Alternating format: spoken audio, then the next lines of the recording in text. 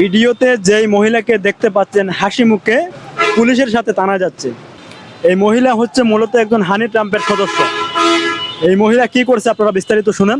এই মহিলার কাজ হচ্ছে সে অনলাইন থেকে মেয়েদেরকে চাকরির প্রলোভন দেখিয়ে বাসায় এনে তাদেরকে হানি ট্রাম্প করা, নির্যাতন করা।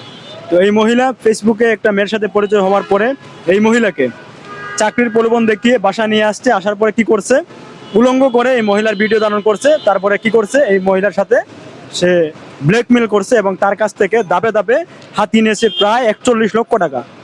এই মহিলা সে দাবি করেছে সে একজন কাস্টম অফিসার। চিন্তা করেন ভাই, বাংলাদেশে কিন্তু দিন দিন হানি ট্রাম্পের সংখ্যা কিন্তু বেড়ে যাচ্ছে। এদের শাস্তি হচ্ছে না, এদেরকে আইনের আওতায় আনা হচ্ছে না। এই মহিলা কিভাবে তানে হাসি মুখে যাচ্ছে। এই মহিলাকে অবশ্যই কঠিন থেকে কঠিনতম শাস্তি দেওয়া হোক। আর বাংলাদেশের প্রত্যেকটা জায়গায় যেখানে হানি ট্রাম্পের সদস্য পাওয়া যাবে এদেরকে গণধুলাই দিতে হবে।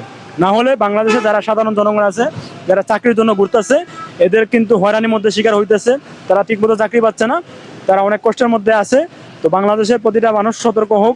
আর যারা চাকরির জন্য ঘোরাঘুরি করতেছেন, আপনারা সঠিক জায়গায় চাকরির জন্য আবেদন করবেন। এইসব মেয়েদের পাল্লায় পড়লে আপনার জীবন শেষ হয়ে যাবে।